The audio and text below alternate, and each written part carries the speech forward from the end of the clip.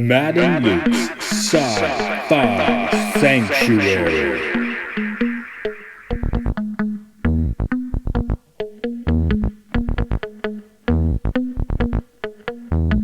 The year is 3013. The galaxy is scintillating in the mellow light.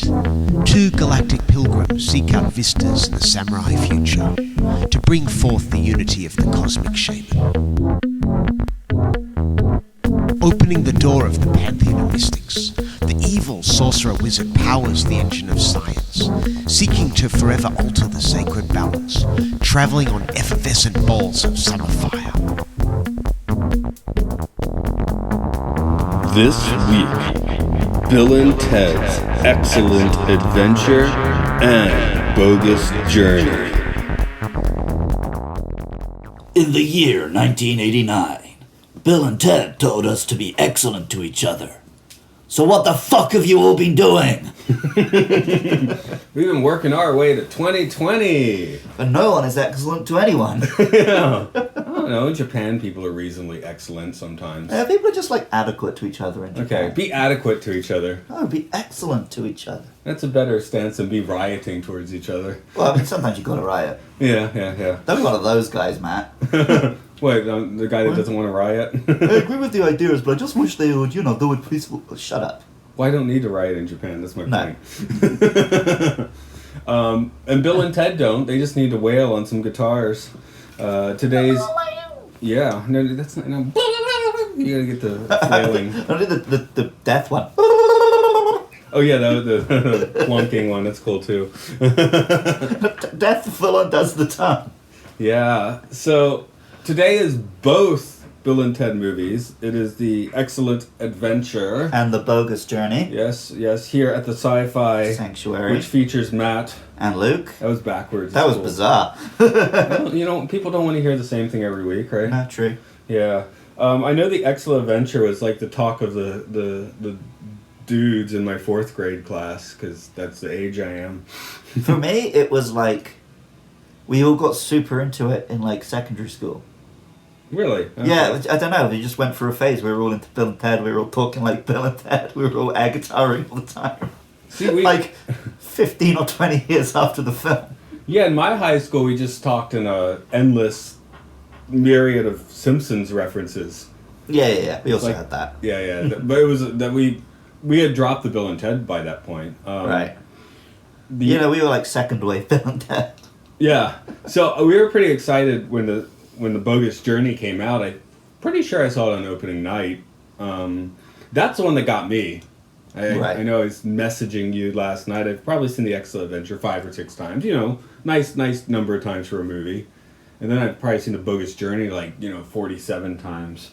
Yeah, I think I've seen them both as a pair quite a lot of times. Yeah. You go for the whole sequence of movies. Oh, because I start with Excellent Adventure, and after you finish Excellent Adventure, you just want to watch Bogus Journey. See, I just want to watch Bogus Journey. I just skip straight ahead. Yeah. I think also maybe in the 90s I had that one on video, and I did not have the Excellent Adventure, which probably accounts for many of those times. But. See, I don't think I owned either of them until 2005 or something. Yeah. But they were just on TV so often. Mm-hmm. You just watch whichever one was on. But I was I'm pretty much the right age for this. I was in the crosshairs more or less. Right. Being what 10 years younger than the actors, but that's about where they're aiming, I think. My dad is 10 years older than you, so I guess he was super into it because he was the same age as the actors. Was he super into it? Yeah, because that's the reason I watched them. Okay. Because my dad liked them. And last night I was messaging my dad, and he actually was like, I mean, he's older, right? But he was like pretty excited about the idea of a new one. So cool. I mentioned to my family yesterday that it's out. You can just watch it now. Yeah, And they were, I guess we should jumped on lay that out for the listener that I couldn't help myself and I watched it already, whereas you were like, we should talk about the first couple first. Yeah, I didn't want to have that one in my head when I'm trying to talk about these two, so I haven't watched it yet. Yeah, I mean... I've got it ready to go. It's just of a piece with the others. I'm sure. Yeah. I'm dead excited for it. Yeah, we're not looking at... But I didn't want to...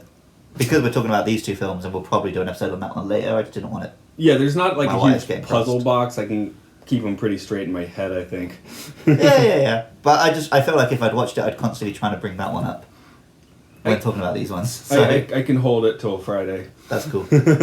Which is in our this timeline where we actually record things and not where you're listening to things is, I guess, when we're going to talk about it. So Yeah. As far as Well, you, let's the listener, let's not get into how time works, because these films don't have a fucking clue. you, the listener, may get them together. I don't know. We'll see. Matt, we're trying to have a backlog because you need them reserved. Stop doing that. We'll see what happens. I don't know. I don't know. That's the whole point. It's all fun. You'll know when you listen. You, the listener, that's listening. Okay.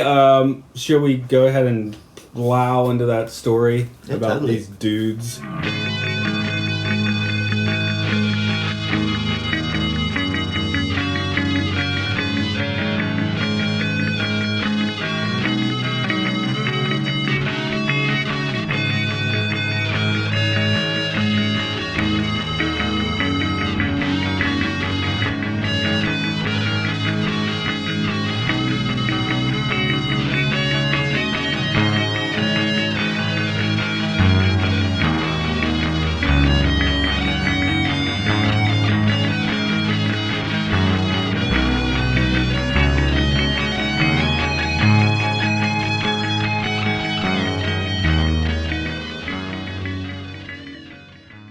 Bill S. Preston Esquire and Ted Theodore Logan are individually a pair of high school slackers, but together they are wild stallions, future rock and roll superstars, and the source of a utopian 20th century society's whole philosophy. Unfortunately, at a nexus point in their timeline, there is a danger that if they fail their history test most heinously, the band will never be, and that future will never come. Luckily, the most excellent future dude Rufus travels back in time and lends Bill and Ted a time machine, which they can use to gather historical figures, meet some medieval babes, and set their lives on the right track. A few years later, Bill and Ted and the princesses are gearing up to play the San Dimas Battle of the Bands when a bogus future shithead called Chuck Denomalous sends two evil robot thems back in time to kill them and ruin their lives so that his message can define the future instead. Bill and Ted are slain on Vasquez Rocks, appear in a seance, get banished to hell, challenge death to a game, go to heaven, recruit an alien scientist, return to Earth, defeat Denomalous, travel through time to learn guitar, win the Battle of the Bands, and transmit their message across the Earth. Be excellent to each other, and party on, dudes.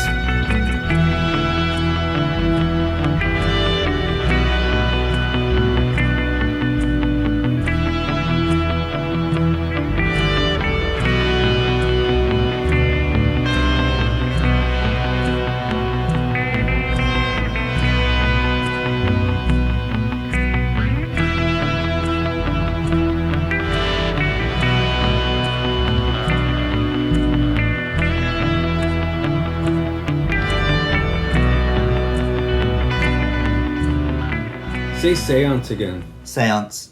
Oh, okay. Yeah, no, it's because I was trying to read fast. I just wondered if it was an accent thing or not. No, there's a few words I got stuck on there. Okay. But it might be an accent thing because my accent is so broken. I don't even know what my accent is anymore. Seance, which I was like, it's kind of cool. Seance. Kind of makes it classier in a way. What was the... Was I like trying to read the word after it at the same time or something?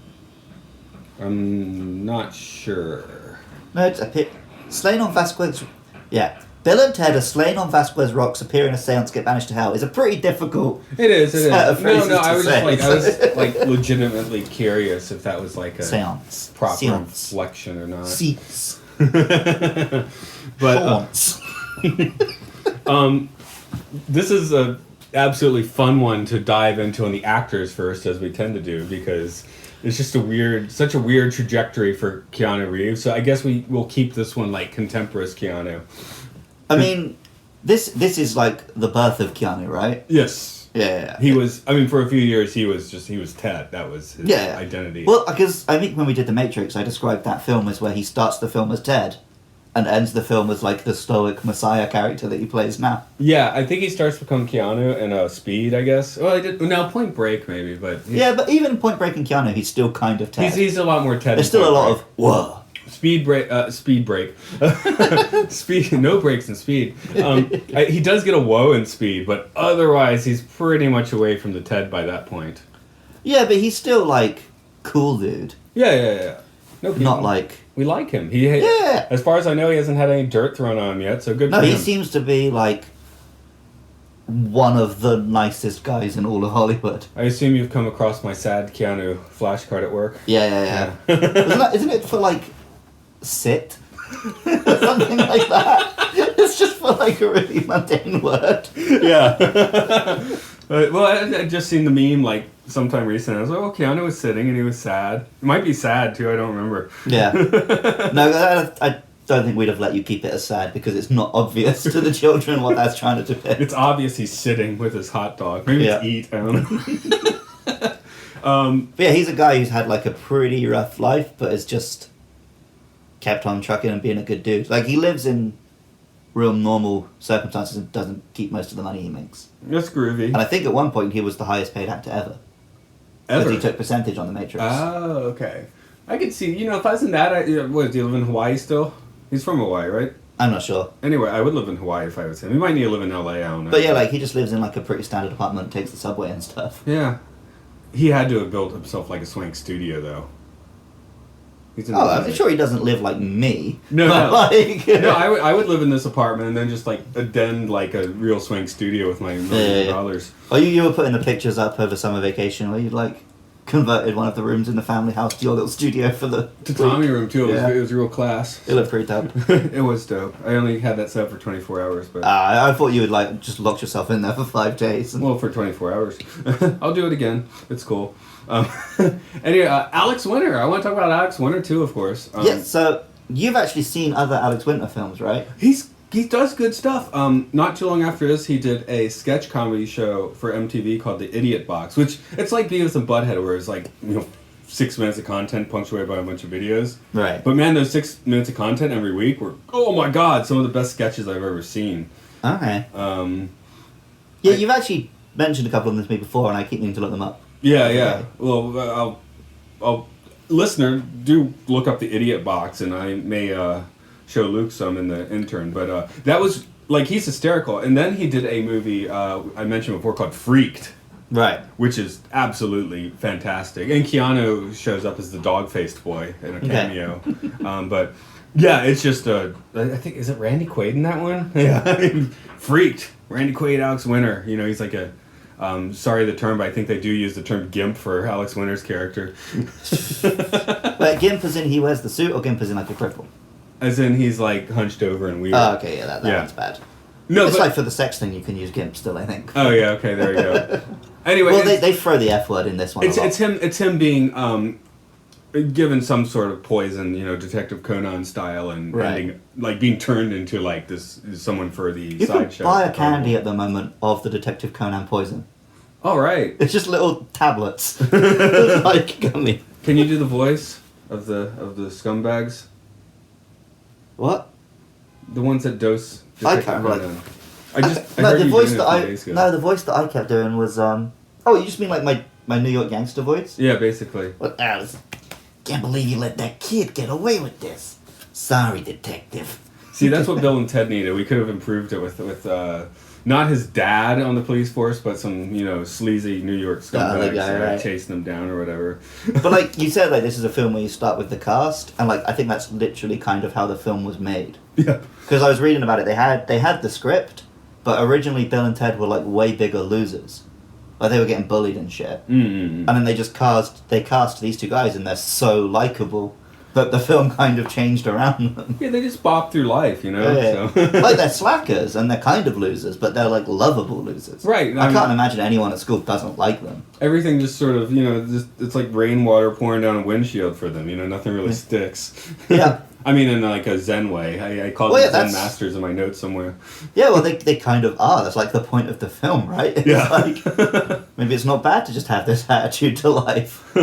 Other folks in these movies, George Carlin, of course, is like, not necessarily because of this movie, but he is a I don't want to call him a god among me. He's a sun god. He's the sun god we worship. Yeah, well, most of my George Carlin novel is from these films, and then like a couple of his stand-ups on YouTube and stuff. Like, I mean, I know his classic stuff for stand-up is like the 70s and 80s, but I actually prefer a stand-up like after this, which contains almost no jokes. It's just him angrily ranting about things. Most of my favorite stand-ups don't do jokes. Yeah. Well, that's where the whole like it's a big club and you're not in it. You know. I mean, that there's no jokes in that rant, but it's just like enrapturing. Yeah.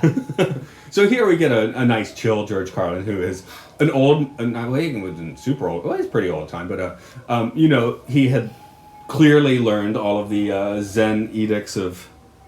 Edicts is the wrong word too. The Zen suggestions of Bill and Ted. Like that's the thing. We actually do see the future people just kind of grooving, right? Like they did obviously pick up the lesson more or less. I think of all the futures we've seen so far, that's one I want to live in. Yeah, really. Just chilling and vibing. Right. I'm all about it. Rocking out on some guitars. Yeah. I thought about sending a guitar so I could just wail in the middle of the thing, but I guess you got to air guitar with Bill and Ted most of it. I can't really play. Can't actually play guitar. This is straight to the second movie. But, William Sadler, of course, deserves a mention while we're doing cast. He'd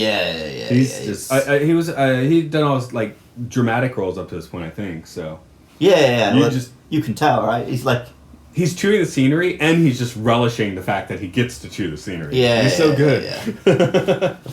And like just some of the shots of him, they're like just taken straight out of like classic film, and they're just him right. We got all that Seventh Seal stuff going on. It's fantastic. I mean, why? That's the thing. This is where I actually became cognizant of Seventh Seal because I was 12 years old when the Bogus Journey came out. So, you know, that actually Bill and Ted's Bogus Journey did lead me to the Seventh Seal. Weirdly enough. There are a few other minor actors worth touching on. Ted's dad.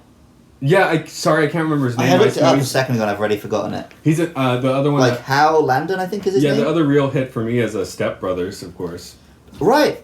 It's not. It's not? No. It's not? I thought the same thing. It's not? Yeah. It's not? I'm just going to keep saying that. No way! No, crap, okay. I was convinced that was the Step Brothers' dad, but it's not. I'm still convinced it's the Step Brothers' dad, even though I'm sure you did your research. But yeah, he's like, they're basically the same dude, but this one's a bit skinnier. But okay. He's basically just known for this, and then loads of bit parts. Like he's done Star Trek roles. Yeah, I'm sure I've seen him somewhere. The biggest thing apart from this, I think, that he's known for is the video game L.A. Noire. You aware of that one? No. It's a game where you play as like a detective in the 40s or whatever, but the big shtick of it was like, oh, there's interrogation scenes, and you have to read subtle facial cues on these actors to like decide if they've done it or not. But of course, because it was like a early PS3 game, these subtle facial cues are the most exaggerated overacting you've ever seen. Like, oh, I was in the drawing room. Wink, shrug. So they're all like digitized versions of these actors super overacting. Acting. Emoting. They also had the guy from Battlestar and Heroes and Star Wars. The fat one.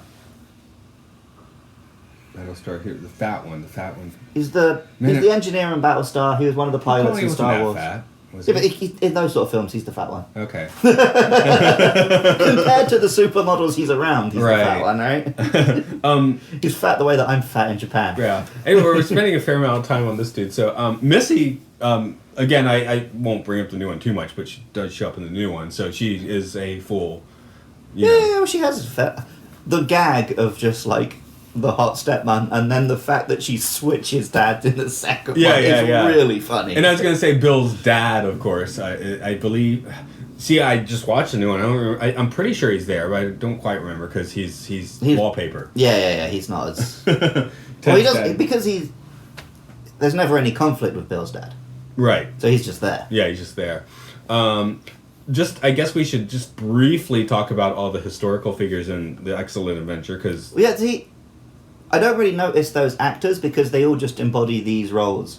No, I feel like they just went to like I don't know, like some sort of Ren fair and just picked up like... Yeah, probably. No, I was about to... professional Abe Lincoln and a professional... roll to the next segment without mentioning them, so I was like, oh, I guess we should probably mention them, but... Yeah, but they're the definition of very good actors because I don't even notice that they're actors. Yeah, they all work. It's just, that is Abe Lincoln. That is Socrates. We just assume Socrates and Beethoven were in the... Beethoven. Beethoven, that's it. We're actually in this movie. Yeah. So, I think Billy the Kid is very noticeable because he's in it a bit more and like actually makes friends with them a bit. I think in my 5th grade class we watched this in class.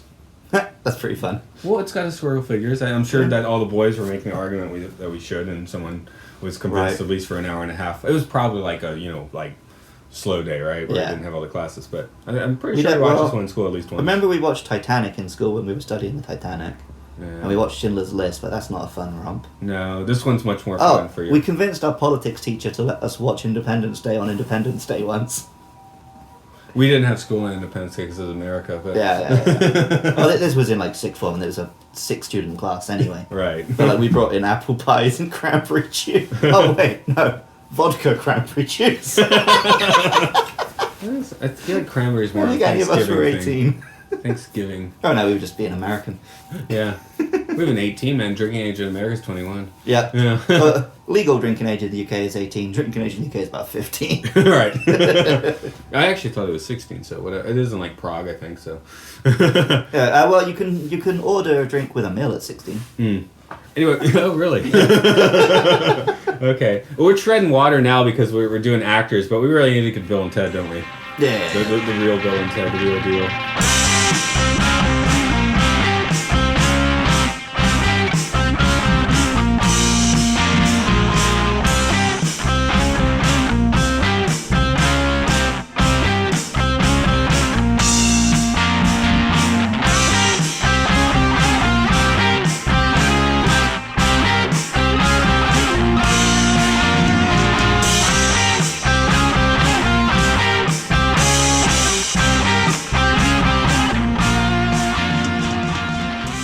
So here's a complaint which I've seen brought up, but which I don't think is true, is that Bill and Ted are the same character.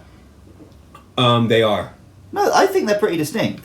Yeah, but they meld to make a whole. They have to be a couple. Like, I couldn't imagine a film about Bill or about Ted. But they're not interchangeable. Right. Bill is Bill and Ted is Ted. Yeah, definitely. They got their own little things, but they form together to form Wild Stallions. They're Bill and Ted. Wild Stallions is the character. Yeah. But I often see people like, oh, which one's Bill and which one's Ted? But to me, they are quite distinct. My first band was the Fetal Pigs. Nice. I have zero musical talent, so I've never been in a band. Yeah. That was actually with our often guest Andrew doing that, because I was like, you write poems, so you can sing for us. like not never having heard him sing.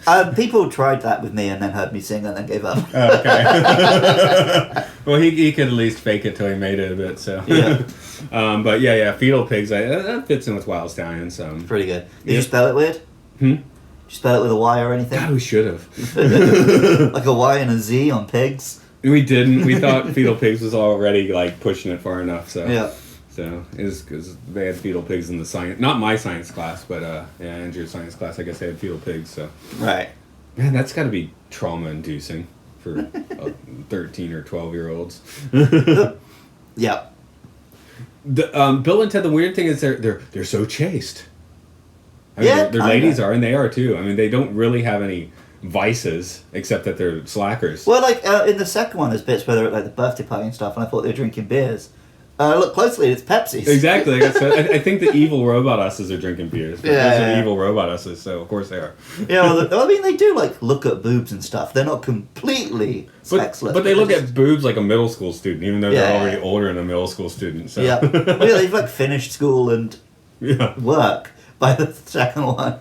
But here, let me lay it out for you. Are there any more likable characters in cinema? I don't think so. Yeah, I think this is the most likable you get. Possible to dislike Bill and Ted. That's why Keanu can do these like absolutely like dire stoic roles now. But you're still he's Ted. So it's fine. He's still John Wick is still Ted, like deep down inside. Yeah, I guess it's just that Keanu Reeves and Alex Winter are just that likable. Right. That they've made a film career off the back of it. Well, Alex Winter made his film career off the back of it. Keanu obviously has gone in very many different directions, but this did get him started, so it's cool. To me, Alex Winter is now like a Twitter guy more than an actor. Okay.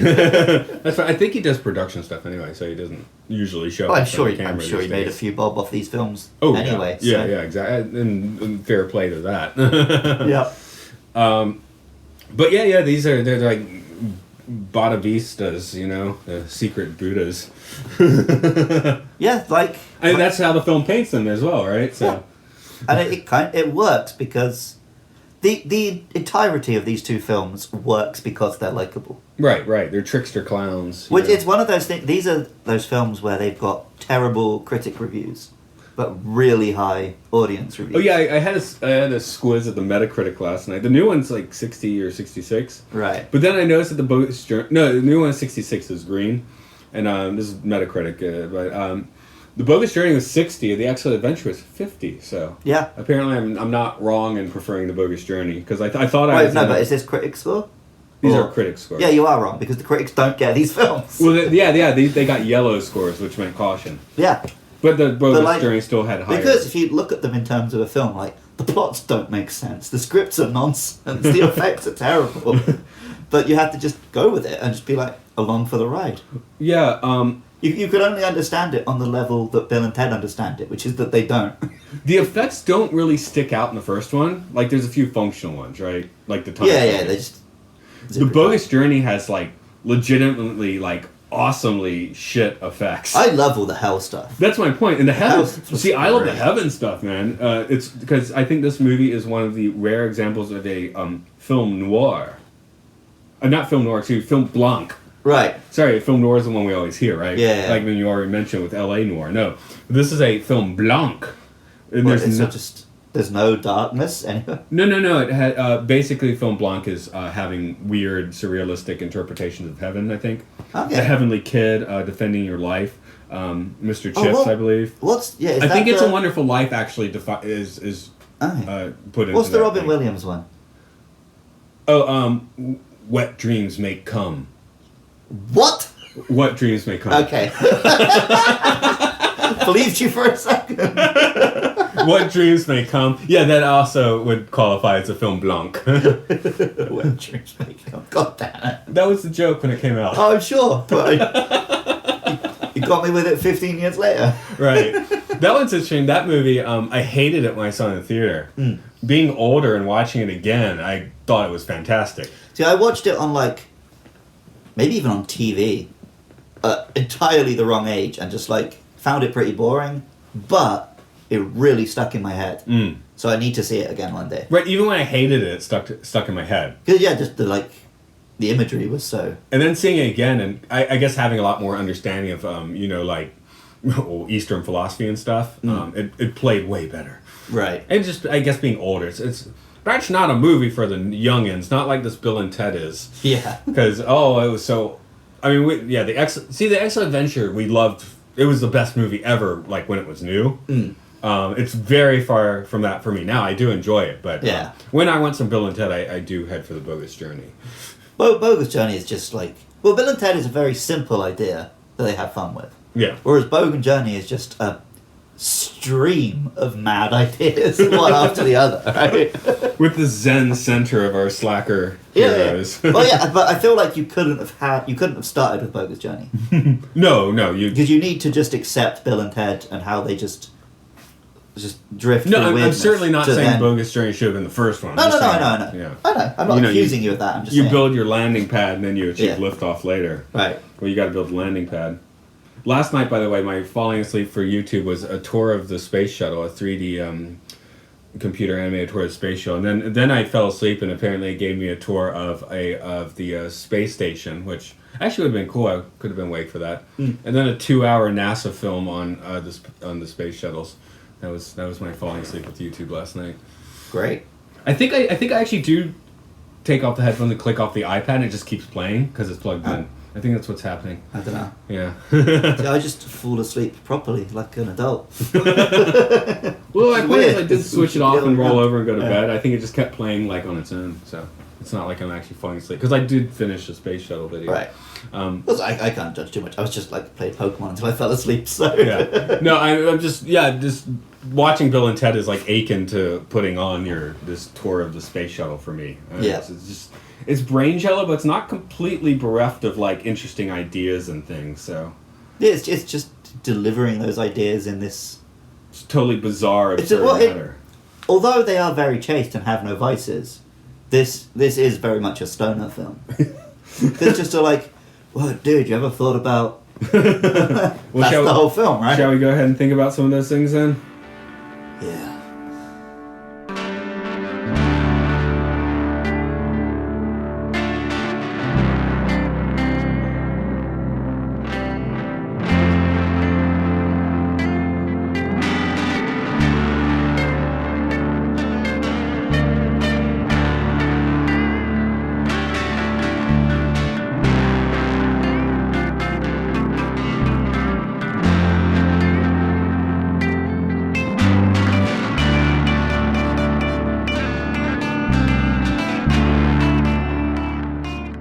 Okay, we just like smoked like 3 blunts of that Colombian and... Not in fucking Japan, we didn't. No, we didn't, unfortunately. I did see an advert for vapes with weed in them at Donkey. But surely it can't actually be vapes with weed in them. They're not even allowed to sell vapes with nicotine in them here. Magic mushrooms were actually legal in Japan until about 2001, which is weird. While weed was extremely illegal. But I think they had the World Cup and then took out the mushrooms. Cause, right. I got a buddy who was here a little earlier than me and actually did party around legally for a bit. So. I mean, to be honest, I've done a little weed and it's not something I don't even drink alcohol this year. Right. So. Great year to choose that, man. Yeah, I know, right? You're going full Bill. I am living the Bill and Ted life. Yeah. Not getting laid. Oh yeah, their girlfriends are so chaste even when they propose. I mean, they are from like the 16th century, so... I thought it was the 14th. I think it's earlier. Yeah. I don't know. I'm good with time. I'm good with the time circuit. Oh, because the 26th century is the future. Right. I think the 15th century is the babes, which is 1400s. Yes. Yeah. It barely matters, does it? No, nothing matters. That's kind of the point. Yeah. You know what this film is? What is it? It's White Guy Sun Ra. Like, the music will change the world, right? We're going to talk about when worlds collide in a bit. I was saving that metaphor there. But it's in a much nicer way. No, but this is in the... You use the music is what sets you free. Music is what changes the world. Yeah, Ideas.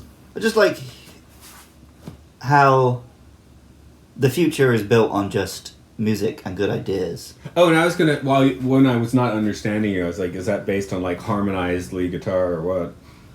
I'm not sure. Because they play like... By the second one, they're playing like rock and roll, which is not like the most peaceful Zen stuff. And they're doing like their big thing at the end is like an AC/DC song. Yeah. Like, and the new movie is about like weren't you supposed to write your song? But I'm like AC/DC. That doesn't really seem like. I mean, nothing wrong with AC/DC in particular, except that eventually either vocalist gets on my nerves. But yeah, if they'd been playing just like smooth jazz, it would kind of make more sense. Like they come out like Steely Dan, like I was playing a few days ago. Sardonic lyrics and yacht rock. That would have been cool. Well, maybe the point is that all of the reason they are so chaste and chill, because all of their aggression is channeled into their music. Mm. So maybe the secret is you play like really fucking hard metal. And then they're just in like, life you just chill. They're just dad rocking. Yeah, I mean, even at the time, they got the second one they bring in like Jim Martin from Faith No More, who entertainingly was like 2 weeks after this movie was no longer in Faith No More. That's Actually, it was probably 2 years, but whatever. Whatever. It just quickly became entertaining because they make such a big deal out of it, and he left the band pretty quickly. The band was better with him though. But like what they're listening to is as hard as metal was in like the year 1990, right? Yeah, there was like this kind of like before grunge hit, there was like this LA metal thing, you know, like I mean Guns N' Roses of course, but there was the slightly more underground, slightly more psychedelic version, which I guess is Bill and Ted's thing. Yeah. The gold standard of that might be Jane's Addiction if you're a music head. I've heard the name. I couldn't put a song to it. It's cool stuff. Listen to some Jane's. Some of their album covers will offend many, which is fun too. Excellent. Actually, one of their albums, it had a painting of like a naked dude and 2 naked ladies, like Catholic style. Mm. And I remember it was a big deal because at the time, like a lot of the big box stores wouldn't carry it because of the cover. So the alternate cover was a completely white cover with the First Amendment on it. Which was pretty fantastic. That's pretty good. I like that. It was the same album either way. It still had the parental advisory on it, but yeah. It was just the First Amendment on the cover, which I thought that was a good choice. I think. Yeah. Yeah, I like the First Amendment. Not such a big fan of the Second. Right, but yeah, this movie does have like some real lessons to keep in mind, given to you completely absurdly as possible. Yeah. I mean, if you live like Bill and Ted, I'm the dude that sits here drinking chew while I record. You'd probably like do the Bill and Ted chase thing. I just don't want to, right? Right. Well, I didn't want to, but then I tried it, and it's okay. Yeah. I got bored. I guess my brain goes too fast. That's why I have to be listening to stuff when I'm out and about. Yeah. I'm just alone with my thoughts. Mm-hmm. They go dark places. My thoughts don't go to dark places, but they run too fast a lot of the time, I guess. Bill and Ted's thoughts. That's the thing. They never have thoughts in particular. Yeah, I'd love that.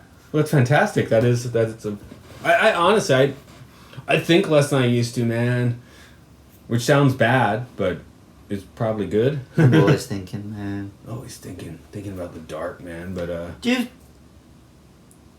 you seen this? It's like a big discussion recently. People realizing how different the inside of your head can be between people. Like, not everyone has a running commentary of thoughts. Mine's toned down quite a bit. Mine's like a 90s comic book.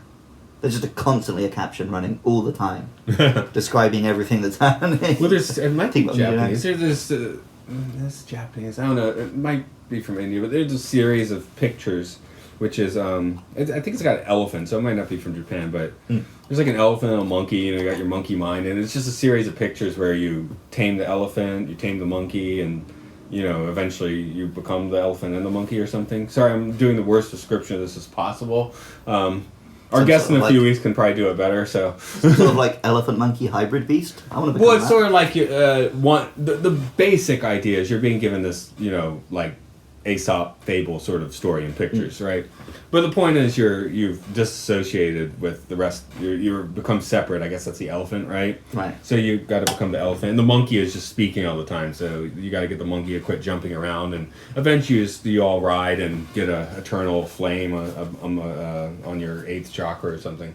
Well, I went to a Zen temple in Kyoto and joined a Zen meditation class and tried all of that, and ended up in my head writing a review for the video game Bayonetta 2 on the Switch, which I then went home and wrote.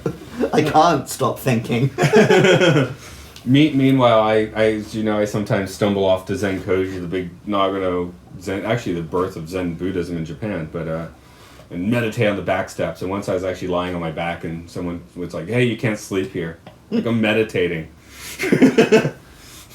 They went away, so I guess it worked. Were you meditating or were you trying to sleep? I was meditating. Okay. I was only going to be there for like 4 minutes. I knew what I was doing. And then I was going to go sit on the steps and clearly not be sleeping, so. Right. Bill and Ted don't need to meditate. They're already there, man. Yeah. That's why they are like the great ones, because they've achieved nirvana, basically. Because they die and they barely care. Yeah, right. They only care because other people need them. Right, exactly. Oh crap, we're dead. Let's work that out. Yep. I guess the only time we get a real emotional response from them is in hell with their hellish terrors terrorizing them. As I suppose that is meant to get an emotional response. Well, I think they give a few emotional responses where the princesses are involved. Oh yeah, of course. But I mean, they're not saying they have no emotion. They do. They just have them under control. They don't have sharp ones coming out except for those very extreme circumstances. So they go through the whole neo-Gnosticism thing in this film. That's kind of my point. Yeah. Like they die and discover themselves and come back and change the world. No wonder they're messiahs.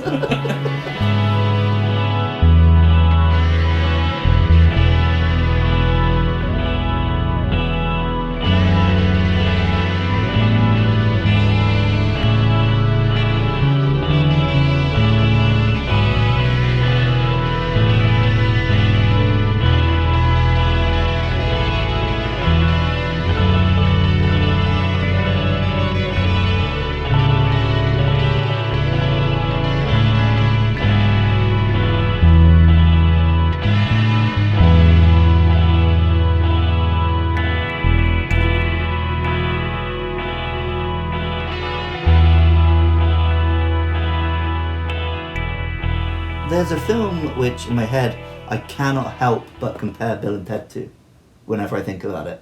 Which is? Back to the Future. Okay, I don't make that. I mean, I enjoy the films. Back to the Future is a better made film, but I enjoy them relatively equally. I enjoy them in very different ways. Yeah. But they're just, mid to late 80s comedies about a teen travelling through time. You can't help but make a few connections. Okay, good point. And it was when I was watching the first one and they were in the Wild West. And, the whole Wild West section is over in, 5 to 10 minutes. And they're on to the next mad idea. Right. And it's there's such a different way of making a film. Whereas Back to the Future takes one problem and spends a whole film fixing it, right? Yeah. It's just how does he get back to the future? How does he solve this couple of issues from this one? This one just kind of ADD jumps around. Right. But I guess it's like a mindset thing because, Marty McFly... Well, they're both, dream of playing guitar and rocking and what have you. But in Back to the Future, he cares so much. And Bill and Ted don't care and just bumble through to the next weird event. Well, I kept bringing Rick and Morty up when we did Back to the Future, whereas that comparison would make no sense with Bill and Ted. There's not really a connection there at all. Although, Rick and Morty's, attitude is much more Bill and Ted. Yeah. Because it doesn't spend very long on any one idea. But it's so much more nihilistic, right? Yeah. These guys are not nihilistic. Well, they're two sides of the same coin, though, right? Mm. That's where they might be the same character in the end. They're wild stallions as the real character. No, but I mean, Rick and Morty's nihilism and Bill and Ted's, Zen acceptance are two sides of the same coin. Mm. It's, do you stop caring in a good way or a bad way, right? Yeah. Because Bill and Ted haven't stopped caring. They've achieved because Zen isn't about not having emotions. It's about not having subjectivity. Not getting bugged. It's about being objective, right? Yeah. Letting go, which Bill and Ted do. So they still care about the right things. They still want to save the princesses. Mm. They still, help people. They apologize when they do bad things. They still care, but they don't get stuck in their own little problems. Yeah. Whereas, more Rick's thing is that he doesn't care at all. So he only cares about himself. Right. I'm sort of noticing we've barely talked about the films, and I guess we should just, on air, just sort of stake out our podcast ground a little bit. Because I think our goal here is not really to just geek into things. No. More like to sometimes think about we get a guest in for that, or there are a couple of films where we would do it. Yeah, we do it sometimes. But I think the real thing here is, what is the film saying to us? And the Bill and Teds do have something quite notable to say, as stupid as they are on the surface. Yeah. Well, I feel like these films were written by Bill and Ted. Yeah. The writers seem very... everything I've read about them, they just seem like they're just a couple of slacker dudes who wrote... the character Station? Yeah. Have you read the origin of Station? Please give it to me, because I still don't know why people scream Station in this movie. They'd written a scene, right, that said Interior Police Station. They deleted that scene, but somehow the word station was still there. They came back to the script drunk and started saying station to each other in stupid voices. And from that, the character of Station was born. Oh, okay. See, I was I never got the reference. I was is it an AC/DC reference? I think the idea is that because Wild Stallions is so popular, saying station has just caught on around the world in the future. Well, it should. Station! Station! Yeah, that one, I never really got that. Oh, yeah, Station, the character. We didn't talk about that. That's a weird one. It's a freaking Martian puppet thing. But when it With melts, a big ol' ass. Yeah, when it melts. That's so disgusting. And when I first saw it, it's what the hell is happening? Which is Bill and Ted's reaction, too. So. Yeah. It just looks like they just killed themselves. Now, the robot, the good robot us's do have the Johnny Five Eyes. Yeah. I mean, so just getting back to last week, there is a certain real robotic thing that will crop up in movie to movie, I guess. So. Yeah.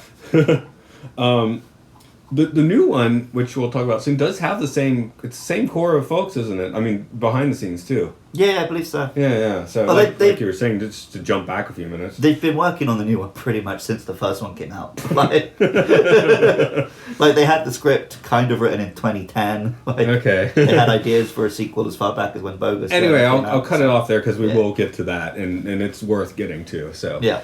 Just as a quick preview, I would put it on an even keel with the first two, no problem. So Awesome. So yeah, it is a fully a trilogy now. Yeah, trilogy. Plus, there was the animated series and apparently a live action series Just as well. a pilot, I believe. There's 7 episodes. Oh, really? I thought Yeah. it was just a pilot. Okay. But yeah, but not starring.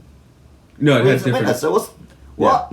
And What I- is Bill and Ted without those two? And I never saw the animated one either. So. I kind of remember existing. I don't know if I ever watched a full episode or anything.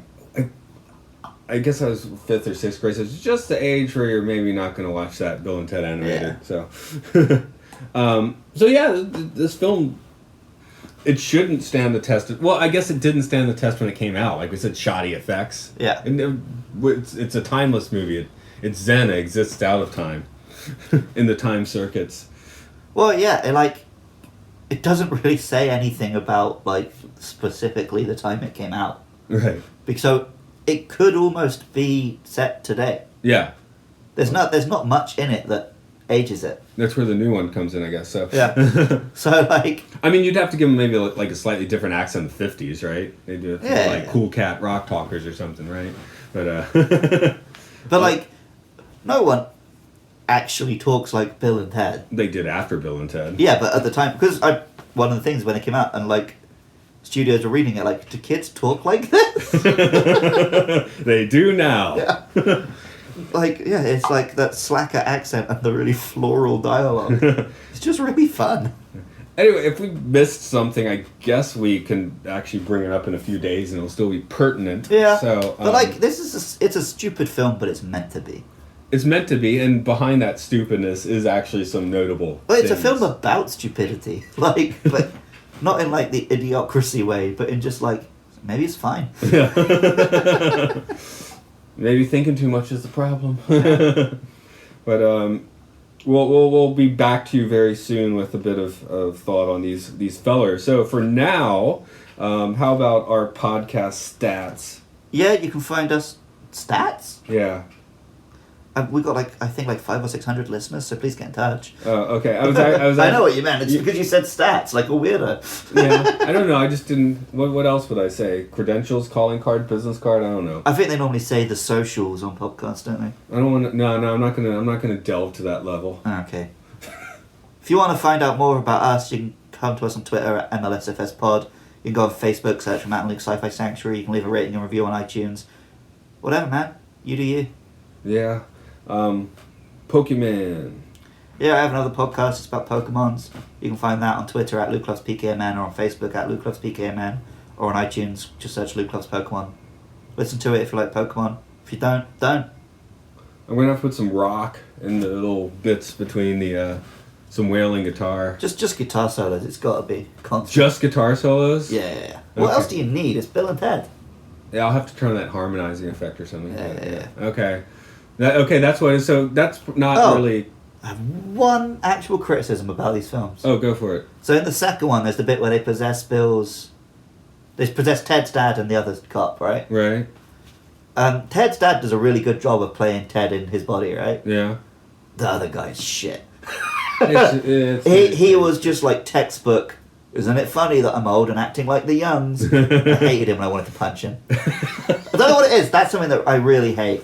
It's just like, isn't it funny that this old white guy is saying what the youth say? No, it's not funny. It's not for you to say because your time is over. Die. Okay, that's my one thing I didn't like. I'll just addend that. No, as I leave it where it comes in. No, I'm just saying, like, when we get to the new one, I think you're going to enjoy the actress doing Ted's daughter. Okay. So, oh yeah, it's just guitar solos this week, I guess. So whatever. Yeah. If you want to hear Matt's guitar and also other instruments and also the rest of the song, you can go to rovingsagemedia.bandcamp.com, find all of Matt's music. And I just plonked on this morning. A few weeks ago we did Rocky Horror, and it's actually there before that episode comes because time is confusing as we bounce around our phone booth. But yeah, you can hear our Rocky Horror tunes there now with both guest Andrew and his daughter and myself kind of rocking those. So Me a little bit. And Luke a little bit. He's in the time warp chorus. So, what kind of phone? Where are we taking the phone booth? Where do our listeners take the phone booth? Does it have to be a phone booth? No, the phone booth kind of does take you to a sci-fi sanctuary in these films, though, doesn't it? It absolutely does. Not But our sci-fi our sanctuary, listeners but can go to hell.